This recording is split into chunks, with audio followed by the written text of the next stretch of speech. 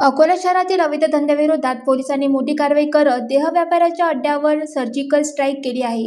खदान police station आणि अनैतिक मानवी वाहतूक प्रतिबंधक कक्षाने संयुक्त कारवाई करत एका महिला दलालाला अटक केली असून 2 पीडित महिलांची सुटका करण्यात आली आहे. पोलिसांनी मिळालेल्या गुप्त माहितीनुसार संबंधित महिला बाहेरून मुलींना पैशाने आमिष दाखवून देह व्यापारात ढकलत असल्याचे उघड झाले आहे. त्यानंतर उपविभागीय पोलीस अधिकारी सुदर्शन पाटील यांच्या मार्गदर्शनाखाली पोलिसांनी अत्यंत गोपनीय पद्धतीने सापळा रचला. कारवाई दरम्यान बनावट गिऱ्हाईकांच्या मदतीने व्यवहार निश्चित करण्यात आला आणि खात्री होताच पोलिसांनी अचानक धाड टाकत आरोपीला रंगेहात पकडले.